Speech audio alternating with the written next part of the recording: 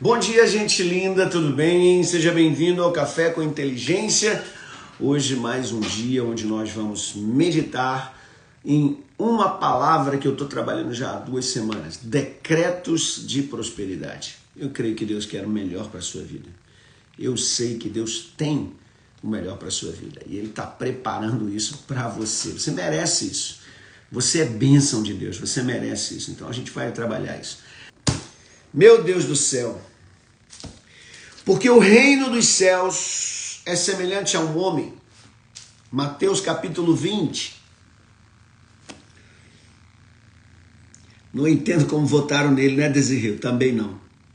Como é que consegue fazer isso aqui, ó? Eu não entendo como é que consegue fazer isso aqui, cara. Uma coisa é você não gostar, né, do presidente. Ah, ele é meio grosso, não sei o quê, babá. Cara, mas só de olhar para o cara, esse cara não roubou. A equipe dele, nós nunca tivemos na história da política do Brasil, um presidente que colocasse, escuta isso, que colocasse ministros técnicos. Nós já tivemos médico, Palocci, médico na economia. Nós já tivemos economista no Ministério da Saúde. Sabe, cara, troço louco assim, sabe? Um cara que nunca foi para a escola, cuidou do Ministério da Educação. Os caras entravam só para roubar, só um absurdo, sabe? Colocava todo mundo lá.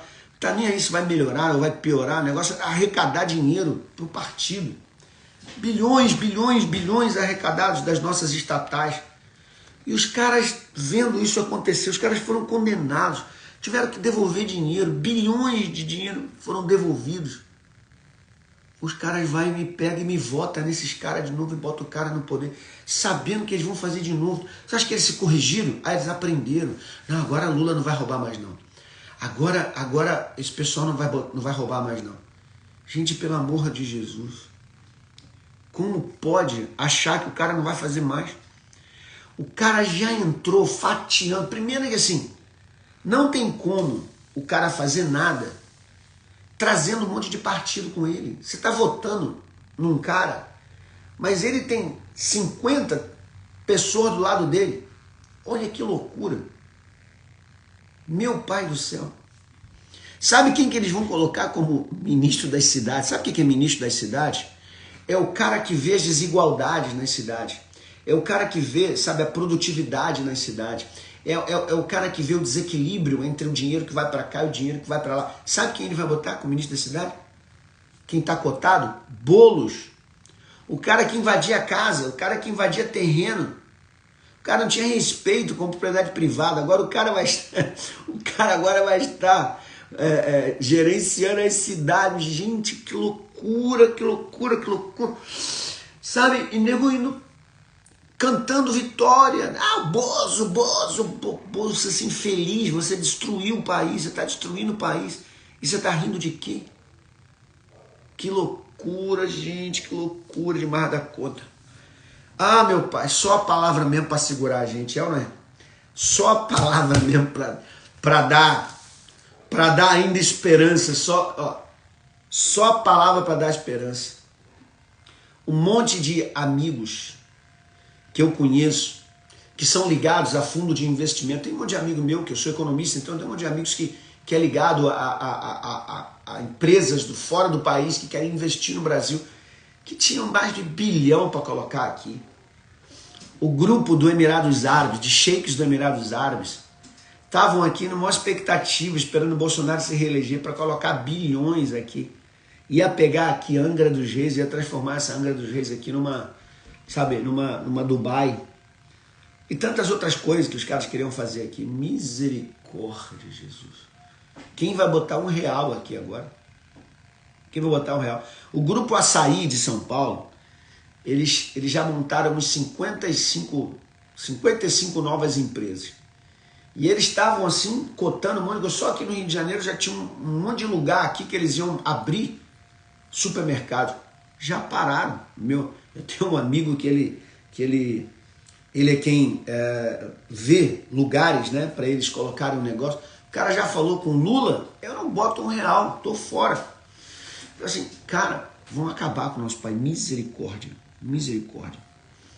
Nós vamos ficar mais 4 anos patinando, mais 4 anos patinando. Vai dar aí um dinheirinho aí pros miseráveis e não vai transformar os miseráveis em pessoas mais bem-sucedidas ou melhores, ou dar oportunidade para eles. Não, eles dão esmola. Eles não dão oportunidades, eles dão esmola. É isso que a esquerda faz. Porque se eles tiverem os pobres com eles ficaram mentindo o tempo inteiro, falando que a gente tinha 33 milhões de esfomeados, 33 milhões de pessoas com fome, 33 milhões de pessoas com fome. Só que o Bolsonaro liberou para todas as pessoas, sem necessidade de comprovação de nada, R$600. Bastava o cara colocar o CPF e dizer, eu estou desempregado, eu estou assim, eu estou assado. E aí o cara ganhava R$600. Não tem como o cara passar fome no país, a não ser que ele tenha algum problema na cabeça ou não conheça como é que se pega o dinheiro do governo. Mas aí alguém vai dizer para ele. Ele vai entrar em desespero, alguém vai dizer que filho, basta você entrar em contato aí com o governo vai te dar. Então não tem como. Aí o Banco Mundial veio fazer um levantamento no Brasil. Sabe quantas pessoas eles encontraram abaixo da linha da pobreza, que é aqueles $2, né, como se fossem R$10 por dia, né? É abaixo da linha da pobreza, as pessoas ganham R$10 por dia. Sabe quantas pessoas eles acharam? 1.800.000 pessoas abaixo da linha da pobreza. Cadê os 33 milhões? Você sabe o que é 33%? Vou dizer para você. Nós temos mais de 200 milhões de pessoas no Brasil. 3 vezes 2, 6. Nós estamos falando em 60 milhões de pessoas. Eles estão dizendo, né? 3 vezes, 200. 30% de 200, 60 milhões. Eles estão dizendo que 60 milhões de pessoas estão passando fome no país. Você tem noção do que é? A narrativa maluca dos caras e um monte de gente acreditando nisso. E aí faz o L, estão acabando com o país. Os caras nem assumiram, já estão arrombando o orçamento. Misericórdia. Vamos à coisa mais importante, irmãos, porque sem isso aqui a gente não se sustenta, sem isso aqui a gente não consegue levar o negócio desse, não. Mas hoje está saindo o relatório do Exército. Depois eu vou te falar sobre esse relatório do Exército. Se você está com curiosidade, eu vou te dizer aí. Eu vou te dar uma avant-première. Antes do relatório aparecer para você na televisão, eu vou dizer para você o que é esse relatório que vai sair, tá certo? Vamos lá.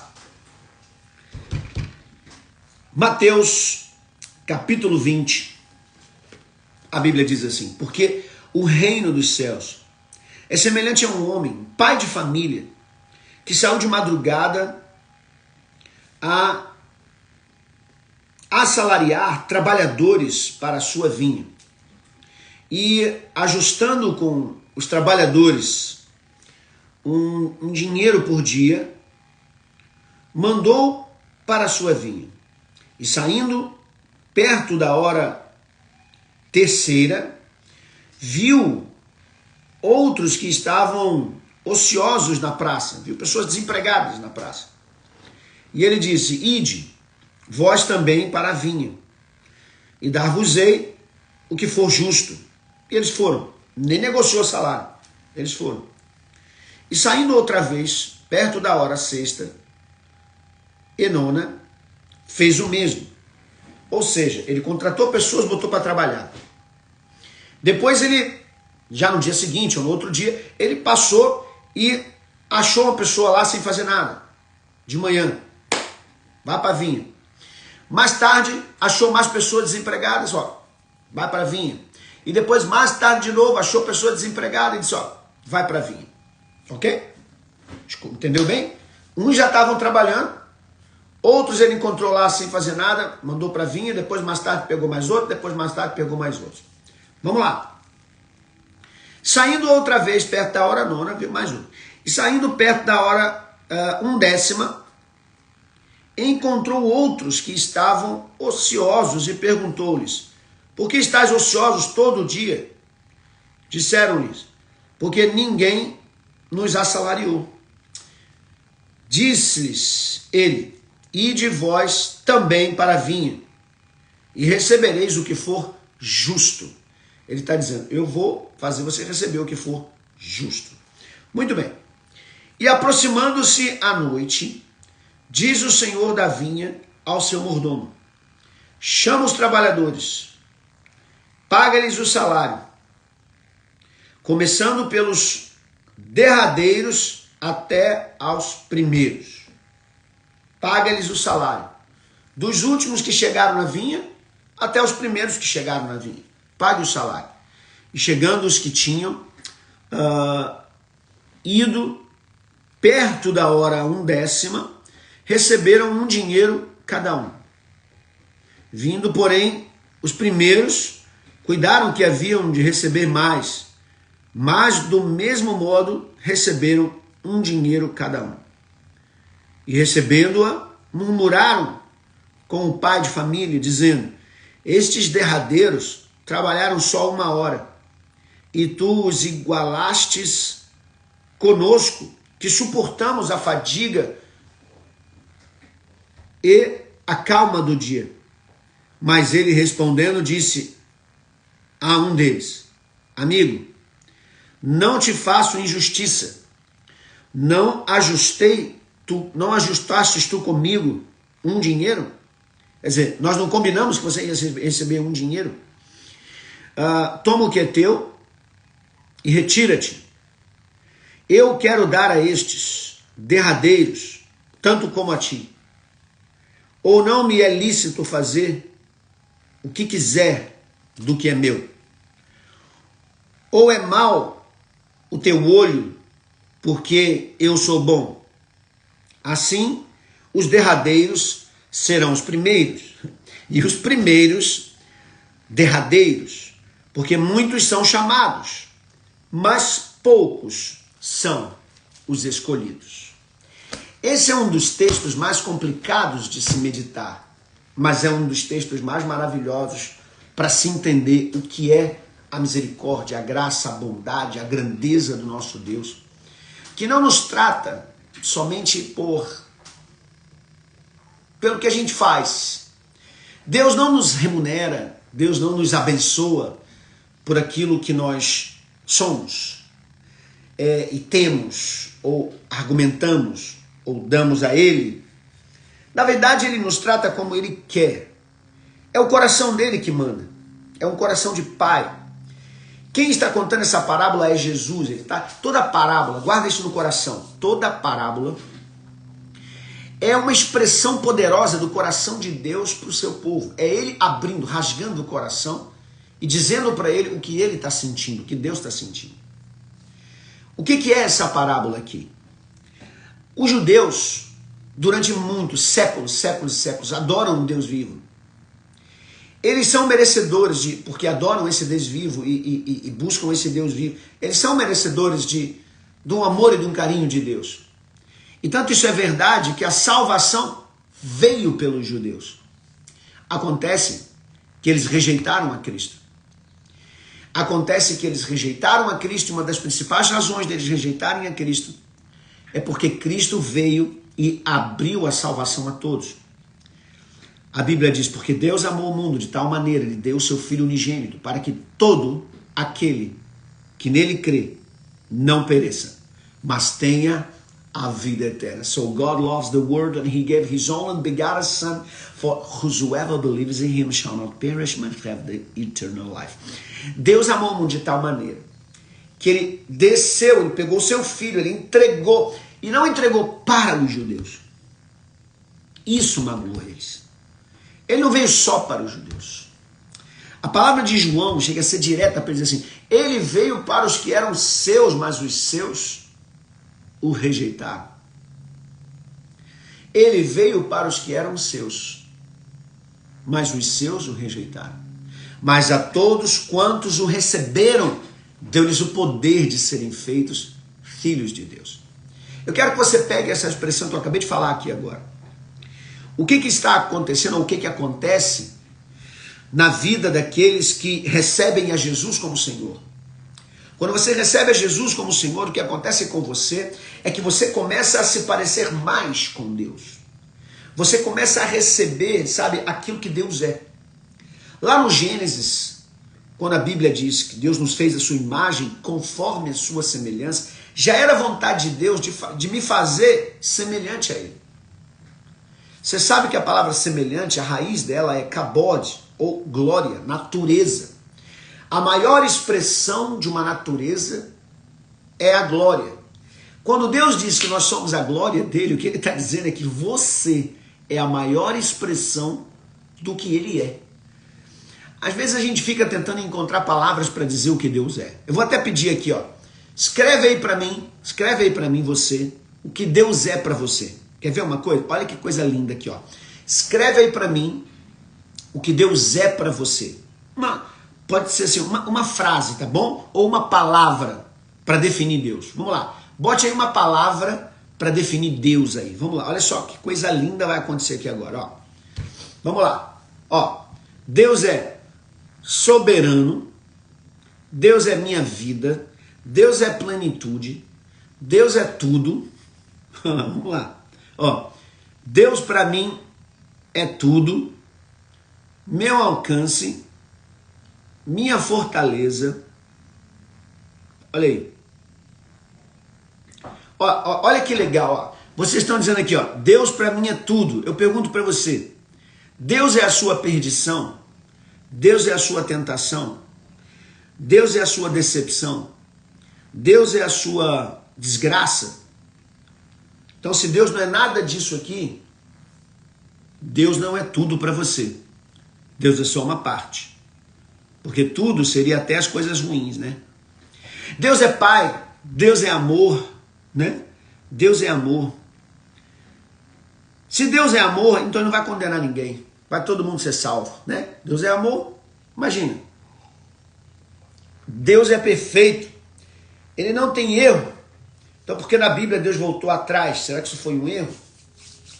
Olha que coisa interessante. Tudo que a gente fala, tem um porém. Tudo que a gente fala tem alguma interrogação que vem acompanhando. Então, quando a gente diz ou vai declarar o que Deus é tanta coisa, que não dá para explicar o que Deus é. Então, a única palavra que para mim define Deus, eu adorei cada palavra que você botou aqui, todas as que vocês colocaram aí, é fantástica. Mas a única palavra que para mim define Deus, você pode concordar comigo ou não, mas é uma só. Se chama incomparável. Incomparável. Quem é Deus? Incomparável. Eu não consigo comparar ele com nada. Eu não consigo dizer que ele é uma força, ele é um pai, ele é um amor, ele é um bem. Para mim, ele é incomparável. Eu não consigo colocar ele dentro de uma capa de definição. Agora, preste atenção. Esse Deus poderoso, que é tudo isso que vocês escreveram, que é incomparável, que é ilimitado, que não tem como a gente definir ele numa caixinha, ele vira pra gente e diz assim: vocês são a maior expressão da minha natureza. Meu Deus do céu.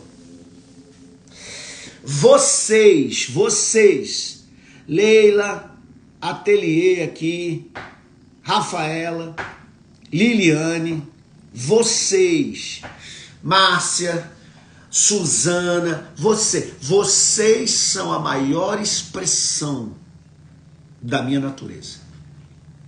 Que coisa tremenda, hein? Pensa, gente, pensa nisso. E tem gente que se sente um nada, um zero à esquerda, um coitadinho. Cara, levanta a cabeça agora. Levanta a cabeça agora, para de olhar para baixo. Levanta a cabeça agora, porque você é a maior expressão da natureza de Deus. Se Deus estivesse conversando com alguém e alguém perguntasse: como é que eu sei quem você é? Ele ia falar assim: olha lá para Desirê, olha lá para Márcia, para Liliane, para o Djalma, olha lá para o Silas, olha lá para Antônia, olha lá embaixo, olha para o Flávio. É só você olhar para eles que você vai me ver. Porque a minha grandeza está estampada naquilo que eles são. Gente, nós somos extraordinários. Decreto de hoje para a sua vida. Eu vou liberar 2 decretos de hoje para a sua vida. Só para voltar aqui, nós estamos na semana passada e essa semana falando sobre decretos. E daqui a 2 semanas, eu joguei para frente esse curso. Eu vou dar uma masterclass chamada, você não pode perder, Efeito Tesla. Quem é Tesla? Tesla foi o maior inventor de todos os tempos. Esquece os outros. Esse cara foi extraordinário. Melhor do que Einstein. Sabe, o cara que inventou e descobriu, né, a eletricidade. Esse cara mudou o mundo com as descobertas dele. Eu vou dar uma masterclass chamada Efeito Tesla. Por que Efeito Tesla? Eu descobri como é que o cara foi criado. Eu descobri por que esse cara se tornou um dos maiores cientistas do mundo. Por que ele foi produtivo? Por que ele foi criativo? Por que ele foi extraordinário? Eu descobri isso. E eu vou te dar essas técnicas, eu vou te dar essas ferramentas para você usar na sua vida. Tá certo? Então, se prepare para o nosso encontro, Efeito Tesla, que vai ser, sem ser essa semana que vem agora, que é a Slavec, na outra semana. Eu vou começar a anunciar. Então você fica ligadinho aí, porque está chegando o Efeito Tesla e você vai aprender a ser mais produtivo, mais espiritual e mais criativo. Então essas 3 coisas que eu quero fazer de você. Mais produtivo, mais criativo e mais espiritual. Se você for mais espiritual, você vai se conectar com Deus, vai ter direção na vida e suas emoções serão controladas. Se você for mais produtivo, você vai ganhar mais, você vai ser uma pessoa melhor para o seu trabalho, para o seu emprego, para a sua família. Se você for mais criativo, você vai ser diferenciado. Você vai ser diferenciado. Tá certo? Então eu vou te mostrar um monte de coisas interessantes que vão mudar a tua história, tá certo? Masterclass gratuita, sem ser a semana que vem, a outra, fica ligadinho aqui, né, nas minhas redes sociais, que eu vou fazer isso aqui acontecer na sua vida e vai ser tremendo. Então vamos lá. Essa semana passada eu já liberei aqui 6, né? Foram 6? 6. Presta atenção nisso aqui. Quais foram já os decretos que eu liberei? Quem entrou aqui hoje pela primeira vez, anote aí o decreto agora. Anote os decretos. Tá certo? Vamos lá. Primeiro decreto que eu liberei. Você vai viver, vai ter vida e não morte. Vida e não morte. Seu olhar está na eternidade.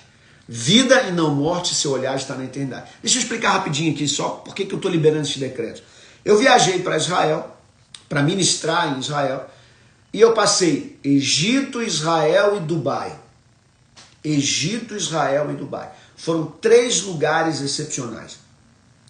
E lá, Deus foi falando comigo. E em cada lugar desse, Deus me liberou decretos sobre a minha vida que eu quero compartilhar com você. Deus falou comigo para liberar esses decretos na sua vida. Então, é uma ordem divina para mim, para eu abençoar a sua vida. Então, fique ligado aí nesses decretos. Então, o primeiro decreto é esse, vida e não morte. Porque eu vi no Egito que o Egito vive só pela morte. Museus de múmias, museus de mortos, pirâmide que é morto, Deus da morte, tudo deles é morte. Quando você sai do Egito e entra em Jerusalém, você vê que tudo é vida. E lá se fala da eternidade, lá se fala da vinda de Jesus. Então, escute, você vai viver vida. Seu olhar estará na eternidade. Isso faz uma diferença muito grande. Porque você precisa de motivação para tocar a sua história. E você vai ter motivação porque você vai parar de ficar olhando para quem morreu, para quem se foi, para o passado, para a empresa que você fechou, para um casamento ou um relacionamento que não deu certo. Você vai parar de ficar olhando para trás, para olhar para frente. Deus vai te fazer olhar para frente. Segundo decreto, né? Lembrar do passado, curar o presente para te usar no futuro. Deus vai te lembrar o passado para curar o presente e te usar no futuro. Isso também eu vi no Egito. Deus nos fazendo lembrar ali no Egito, do povo de Israel do Egito, para que eles pudessem ser curados ali no deserto, para que pudessem entrar dentro da terra. Em terceiro lugar, Deus cuida de mim. Eles passaram andando pelo deserto. O deserto é uma coisa muito terrível, gente. Você não tem noção do que é o calor daquele deserto. Misericórdia. Não tem uma sombra, não tem um verde no deserto. É só pedra, pedra, pedra, areia, pedra. E não é areia igual essa da praia aqui, não. É areia de pedra, é pedra desmontada. É um negócio terrível de caminhar, de andar. Um negócio muito ruim. Aquilo entra dentro do sapato da gente. Coisa terrível. Mas eu liberei esse decreto sobre a sua vida. Deus vai te lembrar o passado, mas para te curar no presente e te usar no futuro. Terceiro, Deus cuida de mim. Deus vai cuidar de você e atravessar o seu deserto da vida. Em cada etapa da sua vida, Deus está cuidando de você. Quarto, Deus mudará o seu ambiente. Isso é muito importante. Quando eu saí do Egito e entrei em Jerusalém, meu Deus, em Israel, né? Meu Deus do céu, muda tudo, gente. Muda a cabeça das pessoas, muda o jeito deles te tratarem, o respeito deles te tratarem, muda a limpeza do ambiente, muda tudo, de um país para o outro ali, muda tudo. Deus vai mudar os seus ambientes, porque se você não mudar de ambiente, você não muda de cabeça. Vou repetir, se você não mudar de ambiente, você não muda de cabeça. Deus precisou tirar José do meio dos irmãos para levar ele para o Egito, para poder evoluir o povo. O povo não conseguia evoluir com Jacó. Jacó ficou só atrás das malhadas. Ele não saía dali. E Deus queria formar uma nação, mas não dá para fazer isso com Jacó. Eles iam ser beduínos até hoje. Se José não tivesse sido levado para o Egito. Se o povo não tivesse sido levado para o Egito. Eu vou dizer uma coisa para você. Esse povo que saiu do Egito e entrou na terra prometida eram egípcios. Porque todos eles morreram lá e nasceram numa nova geração lá no Egito. Quem nasce no Egito é egípcio. Apesar de ter sangue hebreu. Então os hebreus de sangue que moravam no Egito e que nasceram no Egito, quer dizer, eles eram egípcios com sangue hebreu. Foi quem saiu. Então eles saíram com uma inteligência que na época era uma grande potência. Eles só se destruíram quando negaram a Deus. Então vamos lá, outro decreto que eu botei aqui, ó. Firme os sinais da sua fé. Deus vai deixar firme os sinais da sua fé. Por que isso aqui é importante? Você não consegue prosperar se você não for uma pessoa espiritual capaz de reconhecer os sinais da fé. Deus está falando comigo para eu abrir essa empresa. Deus está falando comigo para eu pegar esse negócio. Deus está falando comigo que essa pessoa não é boa para se relacionar comigo. Se você não entender e não ver os sinais firmes da fé, você não consegue prosperar. Então, quinto, sinais firmes da fé. Sexto lugar, aprender com os erros. Você vai em Jerusalém, quando você entra em Jerusalém, você vê muitos erros. Você olha para Jerusalém e fala, caramba, eles erraram e ainda deixaram aqui o monumento ao erro. Eles erraram e ainda deixaram aqui esse muro aqui do erro. Eles erraram e ainda deixaram aqui a marca do erro deles. Israel e nem a Bíblia nunca tentou esconder o erro dos seus profetas, o erro dos seus reis, o erro dos discípulos de Jesus. Essa Bíblia não esconde os erros. Deus não esconde os nossos erros. Ele nos faz aprender com os nossos erros. O meu mais novo livro, 7 erros que mentes brilhantes não cometem. Eu falo, uma das coisas, um dos 7 erros que mentes brilhantes não comete é esse, é deixar de aprender com seus erros. Quem é brilhante, quem Deus usa, quem Deus usa poderosamente, sempre aprende com seus erros. Ele erra, mas ele aprende com os erros. Isso é muito importante. E sétimo, que é hoje, eu vou liberar para você a 7º decreto de hoje. Baseado nisso aqui que eu acabei de ler aqui para você. Deus sempre falou com o seu povo. E na casa de cada judeu, eu observei isso.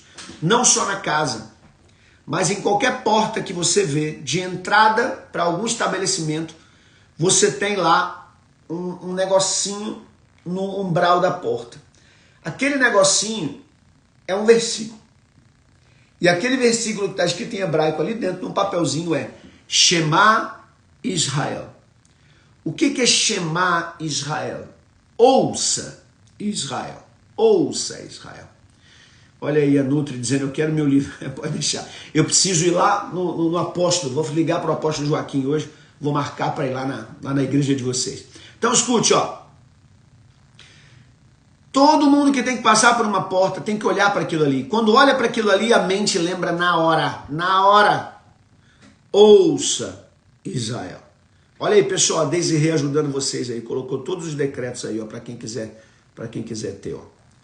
Ouça, Israel. Ouça, Israel. Eu quero profetizar, eu quero liberar esse decreto na sua vida, que você vai ouvir Deus poderosamente, sua inteligência espiritual vai ser desenvolvida a ponto de Deus falar com você, e você saber o que tem que ser feito, e você saber, o que Deus quer de você, e você saber se é para fazer ou não fazer. Quer dizer, você não vai ser guiado pelas suas emoções, pelos seus desejos, pelos seus interesses, você vai ser guiado pelo Espírito. Esse decreto talvez seja o mais importante de todos os decretos. Porque se esse falhar, nenhum dos outros vai funcionar. Tá certo? Então, em sétimo lugar, espiritualidade e conexão perfeita. Você vai ter espiritualidade e conexão perfeita. Oitavo decreto, e eu vou deixar o último para amanhã. Oitavo decreto, você vai ser produtivo. Não importa como. Esse texto fala sobre produtividade. Deus pegou ali e selecionou, né? Jesus disse, olha, eu peguei pessoas, botei para trabalhar na vinha. Depois eu vi que tinham outras pessoas que estavam paradas, eu peguei elas e botei para trabalhar na vinha. E depois outras pessoas que foram só no finalzinho do dia e trabalharam só um pouquinho. Mas eu botei elas para ganhar a mesma coisa que todo mundo. Agora, onde está a justiça de Deus assim? Se uns trabalharam mais, obviamente tinham que receber mais. Se outros trabalharam menos, obviamente tinham que ganhar menos. Mas por que Deus faz isso? Porque ele não está falando de dinheiro aqui. Aqui ele não está falando de dinheiro. Aqui ele está falando sobre obediência. Aqui ele está falando sobre a parceria com Deus. Aqui ele está falando sobre a conexão com Deus. Aqui ele está falando sobre aqueles que pertencem ao reino. Quem está no reino tem a alegria de viver para o reino. Se você viver 80 anos na terra, você vai ser feliz vivendo 80 anos na terra servindo ao rei. Se você viver na terra 40 anos só, 30 anos só, morrer cedo, Deus te chamar para o céu cedo, mesmo assim, se você viveu para o reino, você vai ter o seu tempo ali de usufruir da presença de Deus. Então, o mais importante é o tempo que você passa no reino, operando no reino. Esse é o verdadeiro pagamento. Não é o salário, não é o dinheiro. Se você ganha bem ou ganha mal, não importa. O que importa é que você serve ao rei. Isso é que tem que ser importante. Isso é que tem que ser falado, né? Mateus capítulo 20, tá bom, pessoal? Mateus capítulo 20. Não importa quanto eu recebi de salário no final do mês. O que importa é se as pessoas foram abençoadas, se as pessoas foram transformadas. Às vezes os pastores se assustam, porque eles me convidam para ir em suas igrejas, e aí eles perguntam, né? Pastor, e aí, quanto eu lhe dou de oferta? Quanto que eu lhe pago para vir aqui na igreja? E aí eu digo para eles, filho, eu tenho um trabalho, eu poderia viver só do reino, só de trabalho na igreja, mas eu tenho um trabalho, eu tenho jogadores que eu cuido, eu tenho empresários que eu cuido, eu tenho pessoas que eu cuido delas, e elas me pagam muito bem. Eu ganho bem por essas pessoas que eu cuido, mentoreando e fazendo coaching para elas. Quando eu vou nas igrejas, eu vendo meus livros, que já me remunera também. Eu não cobro para ir às igrejas. Elas me dão a oferta segundo a condição, segundo o amor, segundo aquilo que elas acham que vale, vamos dizer assim, o valor da informação que eu estou levando para elas. Então eu recebo ofertas diversas. E nunca saí chateado ou triste de qualquer uma das igrejas. Nem chateado por ganhar muito e achar que o cara foi exagerado e me dar um dinheiro alto. E nem chateado por ele ter me dado pouco e eu perceber que realmente ele fez aquilo porque é o que a igreja pode. Então, o mais importante você saber que o maior fruto que você tem é saber que você é servo do Deus Altíssimo. O maior fruto que você tem, escute isso aqui, o maior fruto que você tem é você saber que aquelas pessoas que você foram transformadas. Eu vou abrir aqui para você, porque ninguém vai saber quem é a pessoa, né? Não tem como saber. Eu ministrei nesse final de semana ali em Hortolândia. No final do culto, né, as pessoas foram à frente para eu orar. E Deus falou comigo que Ele estava curando o coração de uma pessoa que estava agarrada aos vícios da pornografia. Ela foi abusada, mas Deus está dizendo para você: eu sou o teu guardião, eu sou o teu protetor. Deus falou isso comigo. Isso era uma pessoa só. Acabou o culto, eu estou lá assinando os livros, uma fila enorme, eu estou vendo uma menina parada ali e a fila, né? E eu vendo que ela não saía dali, ela esperando a fila acabar, ela não queria entrar na fila. Ela esperou a fila acabar, esperou até o final, e quando chegou no final, ela veio falar comigo. E ela disse: pastor, chorando, eu queria agradecer ao Senhor porque hoje eu recebi uma cura, muito obrigado. E ela chorava assim, sabe? Os olhos cheios d'água. E ela disse: pastor, dos meus 5 anos até os meus 11 anos, escute isso. Talvez você não entenda dessa realidade, mas eu como pastor já vi muito isso. Dos meus 5 aos meus 11 anos, eu fui abusada pelo meu avô. O meu avô abusava de mim dos 5 anos até os 11 anos. Resultado: traumas emocionais que me levaram à pornografia. Eu não conseguia ter relacionamento com ninguém, não conseguia ter relacionamento com outras pessoas, namorar e tudo, dificuldade para isso. Por quê? Porque a pornografia enchia a minha vida. A menina devia ter mais ou menos uns 15 ou 16 anos, não sei se tinha 17. Eu não sei se ela tinha 17 anos. Mas vou dizer uma coisa para você. Meu coração apertou ali na hora que ela falou aquilo. Mas eu fiquei muito feliz porque eu vi a libertação de Deus naquele dia. A alegria dela de saber, de ver, de sentir no corpo que ela estava curada. Ela disse: eu não preciso mais disso, pastor. Graças a Deus, o Senhor, Deus trouxe o Senhor aqui. O que o Senhor ministrou ontem, o que o Senhor ministrou hoje, de inteligência do reino, mudou a minha vida. Sabe? E hoje, essa libertação do Senhor na minha vida, tudo que eu queria. Obrigado, pastor. A gente não tem ideia. Quanto vale isso? Diga para mim.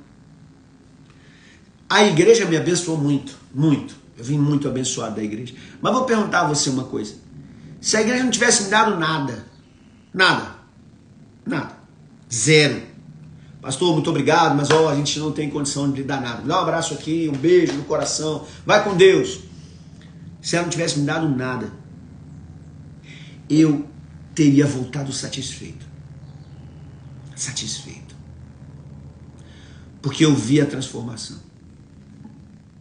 Uma pessoa me procurou e falou: eu estava afastado 5 anos da igreja. 5 anos que eu estava afastado de Cristo. Aí me falaram que vinha um cientista aqui, eu vim ouvir o cientista. E Deus ganhou o meu coração através do seu ensino, através da sua palavra. Muito obrigado por eu voltar para a igreja. Ele chorava compulsivamente. Quanto vale isso? A Bíblia diz que uma alma vale o mundo inteiro. Que uma alma vale mais que as estrelas do céu. Já imaginou isso? A nossa planeta Terra representa 2% da nossa estrela, o Sol. Ele é 2% da massa do Sol. O Sol é isso aqui, o planeta Terra é um negocinho assim. Minha unhazinha aqui, ó, minha unha. Escute. E Deus diz que aquelas pessoinhas que estão ali dentro do planeta Terra, lá dentro, pequenininhas, elas valem mais do que essas estrelas todas juntas. Você está entendendo isso? Então, assim, o que Jesus está ensinando aqui, que o que mais vale na vida é você ser espiritual. Porque sendo espiritual, Deus vai te usar. E aí vem o 8º decreto, que eu declaro em nome de Jesus. Eu declaro em nome de Jesus. que você vai ser produtivo. Eu declaro em nome de Jesus que você vai ser produtivo. Se você recebe essa palavra, diga: eu recebo em nome de Jesus. Diga: eu recebo em nome de Jesus. Diga aí: eu recebo em nome de Jesus. Então, os dois decretos de hoje, espiritualidade e conexão perfeita. E segundo, produtividade. Ok? Produtividade. Você vai ser produtivo. Em nome de Jesus, nada vai te parar. Você vai trabalhar para o reino. E vou dizer uma coisa para você: você não vai estar preocupado com dinheiro, não. Mas Deus vai te sustentar e vai te dar tanto recurso como você nunca imaginou ganhar na sua vida. Eu venho de família pobre. Eu nunca imaginei ter o que eu tenho. Eu nunca imaginei ter o carro que eu tenho, ter a casa que eu tenho, ter a família que eu tenho. Eu nunca imaginei isso, nem nunca passou na minha cabeça que eu pudesse um dia. Eu sempre sonhei, assim, sempre via, né? Me via num apartamentinho, casado ali com a minha esposinha do coração, né? Os meus filhinhos e tal, papapá. Nunca me imaginei viajando para fora do país, nunca me imaginei. Quando eu olho para a minha vida, eu falo assim: o Senhor é incrível. Agora, por que essas coisas aconteceram? Porque decretos foram liberados na minha vida de acordo com o que eu ia entregando para Deus. Eu fui semeando e as vitórias vieram para a minha colheita. Então eu decreto agora sobre a sua vida que você vai ter uma conexão perfeita espiritual com Deus. E mais do que isso, você será extremamente produtivo para Deus, para o reino. E o reino vai te sustentar. Você sabe por que o Senhor nos chama de embaixadores? Para a gente fechar aqui a live de hoje. Sabe por que Deus nos chama de embaixadores? Escute isso. Deus nos chama de embaixadores. Porque o embaixador, ele é enviado a uma terra distante. Mas ele não se sustenta sozinho. Ele não vai lá naquela terra trabalhar lá. Ele está naquela terra trabalhando para o reino dele. Ele não vai na terra e ele vira empregado da padaria, vira empregado de uma empresa. O embaixador de um país, ele vem para o nosso país, ele não vira empregado aqui de uma empresa nossa brasileira. Não. Ele trabalha para o reino dele. E o reino dele sustenta tudo. O reino dele dá casa, o reino dele dá comida, o reino dele dá o carro, o reino dele cuida dos filhos, o reino dele cuida de tudo. Eu declaro para você em nome de Jesus, que você vai ser espiritual. Sua espiritualidade será tão perfeita e completa, a ponto de você ser produtivo para Deus. E Deus vai te sustentar. Se prepare. Família, Deus guarde o Brasil, Deus preserve o Brasil. Põe aí o nome da sua família que eu vou começar a orar agora pela sua casa. Começar a orar agora pela sua casa. Bote o nome da sua família aí pra gente. Em nome de Jesus. Pai querido, muito obrigado, Senhor, por estarmos aqui mais uma vez nessa live. Muito obrigado, Senhor, por tantas vidas abençoadas através da manifestação da Tua graça. Te pedimos, ó Deus, em nome de Jesus, agora pela família Vasconcelos. Te pedimos, Deus, em nome de Jesus, pela família Oliveira. Te pedimos pela família Silva e Clone, pela família Gomes, Rodrigues, Oliveira, Henriques, família Rodrigues Geres, pela família Rocha, pela família Forti, Pietsky, pela família Domingos dos Santos, pela família Govari, pela família Silveira, Luz. Obrigado pela vida do William Fernandes. Obrigado, Senhor, por todos. Família Barbosa, família Rosa, família Estrela, do Rio Grande do Sul, família Patrício, Gurgel, Oliveira e Silva, família Castro, Marcelino e Correia, Braga e Silveira, Pereira, Canhos, Alves Froes, Souza, Rosa, Barros Nicolau da Silva, Mendes, família Maia, família Souza, família Pintaúde. Eu oro por todas essas famílias, Mesquita, Barreto, em nome de Jesus. Amém. Beijo no seu coração, até amanhã às 7h20. Deus te abençoe.